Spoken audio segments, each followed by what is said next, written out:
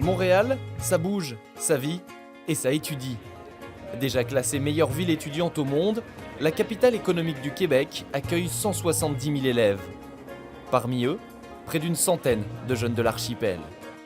On a suivi Alexis, Clémence et Chloé pour tenter de comprendre ce qui les attirait là-bas. Les études, les sorties, la vie à Montréal, immersion dans leur quotidien.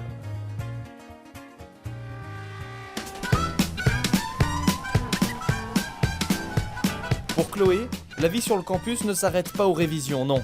Ici, à Polytechnique, comme dans toutes les écoles et universités canadiennes, il existe un nombre impressionnant d'associations. Les jeunes s'y impliquent par passion pour faire partie d'un réseau ou tout simplement pour renvoyer l'ascenseur. On aide les jeunes à s'intégrer à Poly, à s'habituer aussi aux nouvelles habitudes scolaires qu'il faut prendre dès qu'on arrive à l'université. Ils s'habituent aussi à être avec des étudiants qui ne connaissent pas. J'ai trouvé ça génial quand moi je suis arrivée, donc je me suis dit il faut quelqu'un pour prendre la relève. Donc je me suis proposée et j'ai été prise. Le monde associatif et le monde sportif pour décompresser. Cette année, Chloé va suivre des cours de kickboxing avec son amie Margot. Il ne reste plus qu'à trouver l'équipement. Ça défoule bien, ça nous remet en forme parce qu'on en a bien besoin. Et d'apprendre à se défendre, c'est important. Est-ce que t'as prévu de te battre en fait? Ouais. On sait jamais.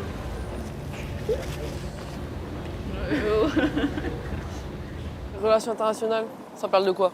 En fait, ce qui est bien avec les cours là, Pour se détendre, Clémence, elle, retrouve Emma dans le quartier du Vieux-Port. Si elles ne sont pas dans la même promo, elles suivent toutes deux un cursus en sciences politiques et communication. Mais ce jour-là, c'est relâche pour une expo. Direction, le World Press Photo. En fait, c'est un peu comme les Oscars de la photographie journalistique. Donc, c'est que des reportages, des prix, c'est tout ça à travers le monde. À Montréal, il y a beaucoup d'expos, au niveau photo aussi notamment. À Montréal, c'est aussi beaucoup d'art visuel. Tout ce qui est art numérique, depuis quelques années, c'est vraiment effervescent. Donc, c'est vrai que là-dessus, on est gâtés. Et ça, c'est idéal quand on est passionné par l'image. Depuis que son père lui a acheté un appareil photo à l'âge de 14 ans, Clémence se perfectionne et travaille même déjà pour des stylistes et des blogueuses à Montréal. Clémence, elle a un œil que tout le monde n'a pas.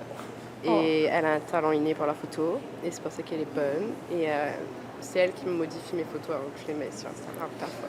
Et c'est aussi une mannequin de poche très efficace. Waouh! Ouais. C'est beau là. Ouais, c'est beau. Car c'est un peu aussi avec les amis sur l'archipel que tout a commencé. Au Garce-Douane. Je vais chercher des gens qui veulent poser, soit je suis juste en train avec des potes et on discute. Là, je vais attends, bouge pas, j'ai trop aimé l'expression que tu as eue. Et du coup, je prends la photo. Mais les gens sont de plus en plus à l'aise pour poser. Hein. Par exemple, cet été, je cherchais des modèles à Saint-Pierre et à ma grande surprise, j'ai eu beaucoup de demandes. Je pouvais même pas l'avoir de l'été, quoi. Elle était tout le temps en train de faire des photos. Du coup, il fallait faire des photos pour faire passer du temps avec elle. Rentabilise. Mais ce matin, le ciel est tout bleu et je sens que mon cœur est tout blanc. Je vais connaître la ville un peu mieux, je veux voir Montréal en grand. Pour Alexis, tout est encore un peu nouveau ici. Ce jour-là, il part se balader avec Charlotte et Mathilde, deux Françaises qui viennent elles aussi de débarquer sur Montréal. Une ville pleine de surprises. Il y a quelqu'un qui a probablement laissé des DVD de films qu'il ne voulait plus et donc ça laisse les gens la possibilité de choisir, je trouve ça génial. Et puis des bons films en tout cas. Bon, La fiction pulpeuse. Oui, ça c'est la traduction québécoise. Ouais, c'est vraiment trop bien. La générosité et le contact facile des Montréalais, c'est une bonne surprise pour les filles, une confirmation pour Alexis. De quoi susciter des échanges sur les sentiers du Mont-Royal. Tout le monde est gentil, là on les arrête dans la rue, ils sont tous en mode oui. Tu demandes un truc. Mais oui. Souvent en français, pas, mais là on s'arrête, on te sourit, on t'explique. Ouais, c'est super agréable. On prend vraiment le temps, quoi. Et il existe un autre territoire super agréable qui en interpelle plus d'un. J'habite vraiment au bord de la mer et puis je vois des phoques et tout ça, puis on invite des gens, ils font « Oh waouh, des phoques !» et moi je fais C'est genre le chat. Tu les « Mais ouais, c'est des devant chez phoques, toi ouais. » Mais pour moi ça paraît super normal. Si l'archipel suscite la curiosité de toutes les personnes rencontrées, Alexis ne regrette pas pour autant de découvrir un certain anonymat dans une ville à taille humaine. Vu comme ça, on dirait que c'est une ville immense, mais quand on est dedans, vraiment, je retrouve un petit peu l'ambiance de petit village parce que les gens sont tellement cool. Non, franchement, je me sens moins perdu que j'aurais pu le penser. Reste à savoir s'il compte y rester peut-être un jour pour travailler. Le Canada, la métropole ou l'étranger, tous ces jeunes ont l'avenir pour horizon. Mais cela les ramènera-t-il un jour vers Saint-Pierre-et-Miquelon ?